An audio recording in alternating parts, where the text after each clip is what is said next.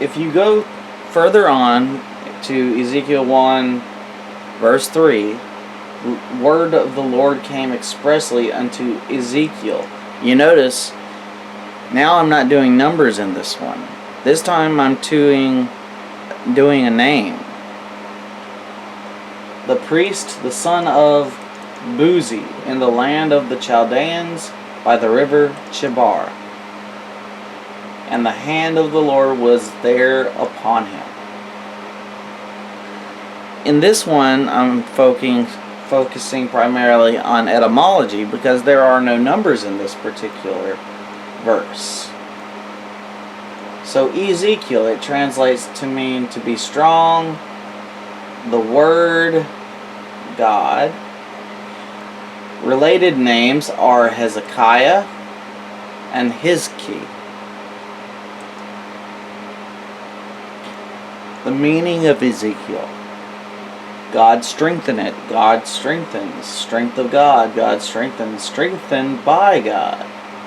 Then the name Buzi, my contempt, contemptuous.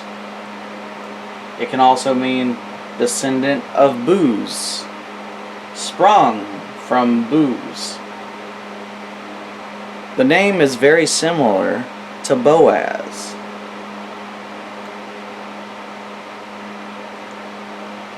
So, the son of contempt would be what son of Buzi means.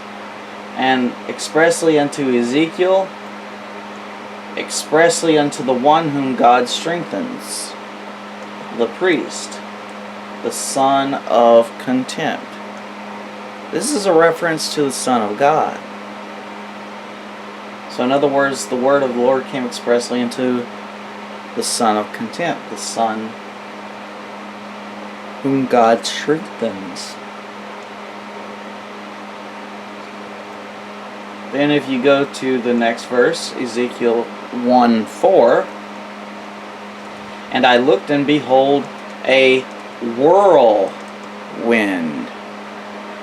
Why did I look up whirlwind? Well, it's very significant. I also highlighted the word enfolding, which can translate to mean a wrapping.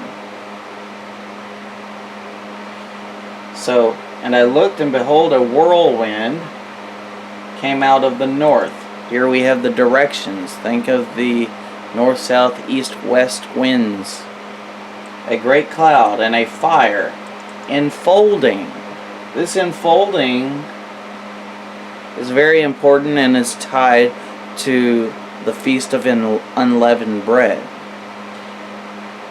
And it's also tied to the next verse, which I'll read in a second.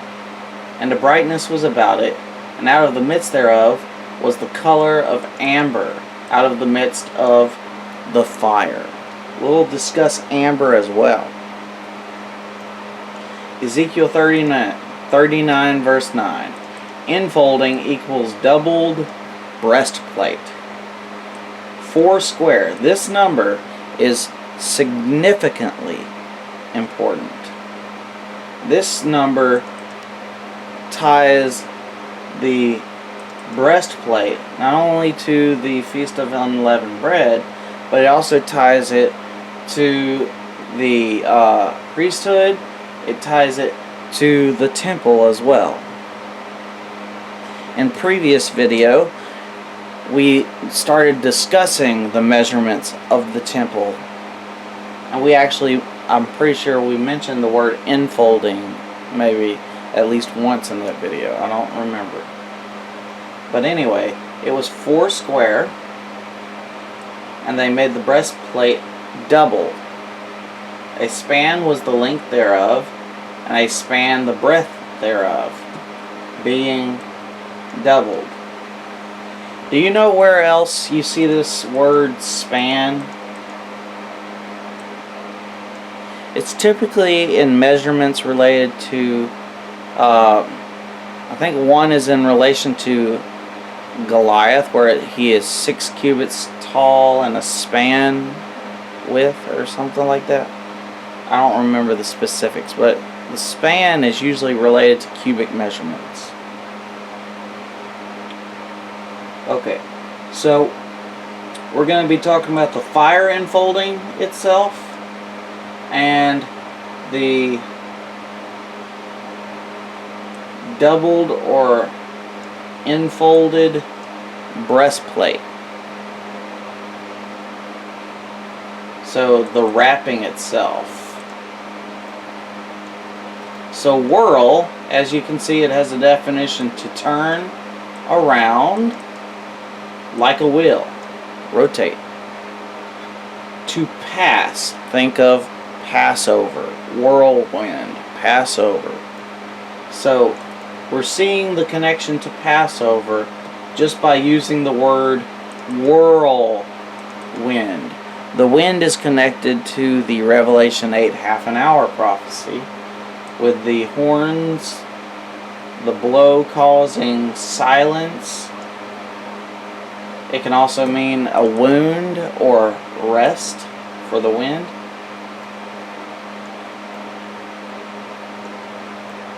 So here's the definition of the wind: to cause someone to become breathless.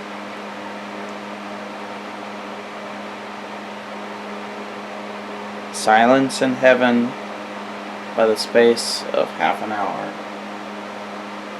Space of a half an hour, 480 breaths. As by blow to the abdomen, blowing, think like a blow of a horn.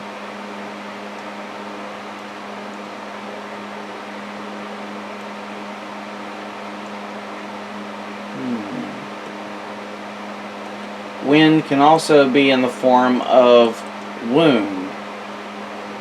In the past, is occasionally found in reference to blowing a horn. So, a wound is connected to wind and rest. A horse, breathing,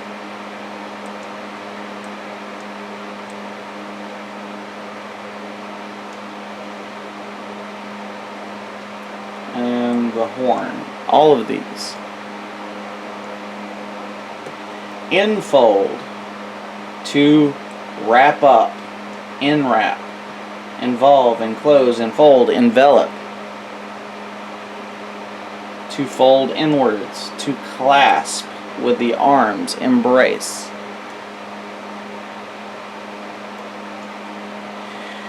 Now, this particular part is talking about an ancient way the Egyptians made unleavened bread. It involves the pressing of grapes with their feet, taking the pressed grape juice into a bakery. Dough is formed into various shapes. Spiral bread was formed from this. A large pot of boiling liquid using 2 long sticks was used to make the unleavened bread. A vertical oven, known in Arabic today as tanur.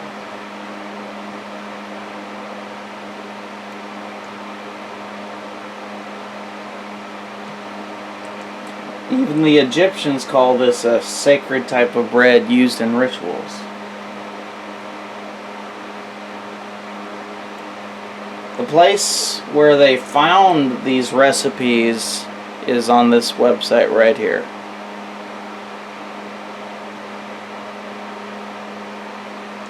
It will show you the entire recipe for making ancient Egyptian bread of Ramses and how they found these recipes in his tomb.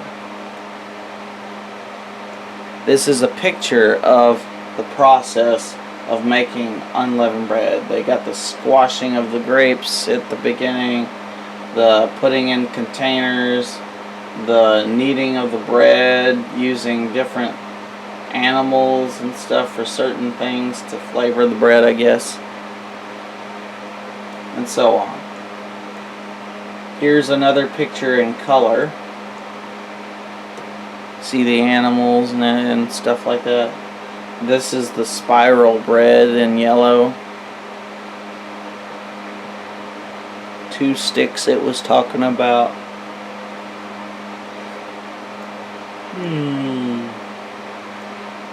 Not quite as good of a picture on this one. So, dough is boiled prior to it being baked according to the recipe. Kaak are baked straight without boiling. Kak, I guess, is what it's called.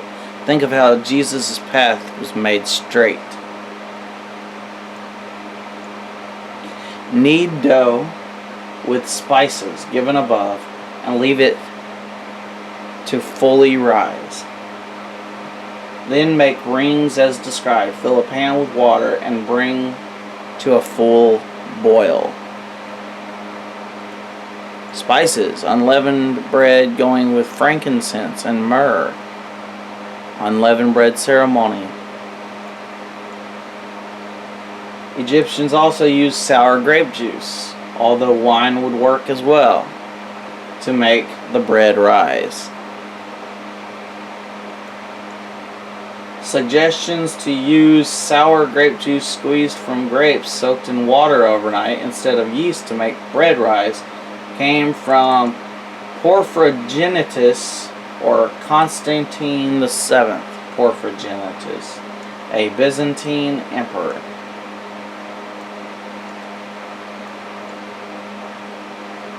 Others indeed make bread without leaven. Thus, they put some grapes in water the day before the baking. The day following, they take the wet grapes and press them, and then they use the flowing liquor instead of leaven, and they make the bread sweeter and finer. So the grapes are actually used for sweetening agent. And grapes can also, I guess, be used for vinegar making as well. Egyptians used both date syrup and barley malt as a sweetening agent in their bread. Another picture of the squeezing of the grapes. The secondary pressing operation. After being tread in the first press, the grape skins were put into a cloth bag which was twisted like a wet towel to extract the remaining juice. Think of being wrapped in swaddling clothes.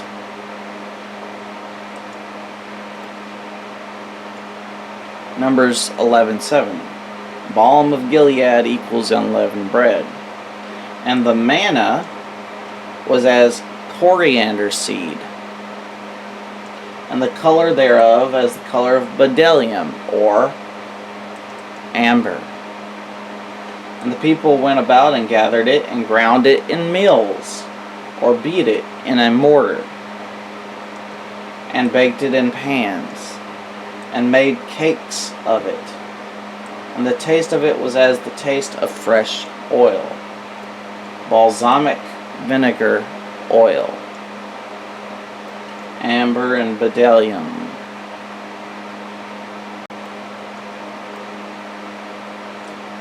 Balsamic vinegar. Notice the colors are all amber. This is balsam. This is coriander seed. Ground up coriander seed used to make unleavened bread. Baked unleavened bread. Gold, frankincense, myrrh equals gold, silver, and brass, and iron kingdoms of Daniel. Exodus 32. And he took the calf which they had made and burnt it in the fire and ground it to powder and strawed or gave a pale yellow color to, or flax strawed it upon the water, and made the children of Israel to drink of it. This is the golden calf that they're talking about. Most people would think if it's a calf made out of gold that they're talking about the metal alloy. However, these people were made to drink it. If you drink molten gold, you're going to die. It's going to burn your insides.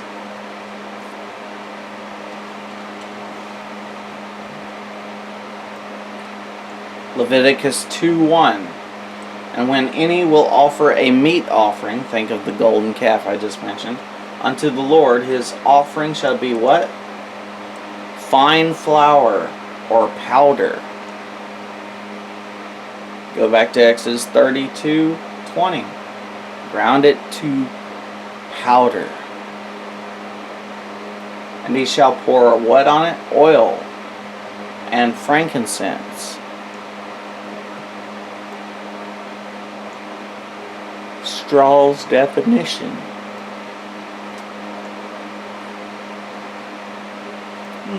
Example of the amber color again, used to make beer. Hosea 2, therefore will I return, in verse 9, and take away my corn, think of gold, and the time thereof, and my wine in the season thereof, and will recover my wool and my flax given to cover her nakedness, the veil. 1 Samuel 28. And the woman had a fat calf in the house. Compare it with the molten calf of Exodus 32. And she hasted and killed it, and took flour and kneaded it, and did bake unleavened bread thereof. So you see in a pattern here, fat calf, molten calf, taking flour, making flour, kneading it, and then making unleavened bread. They're all talking about the same thing.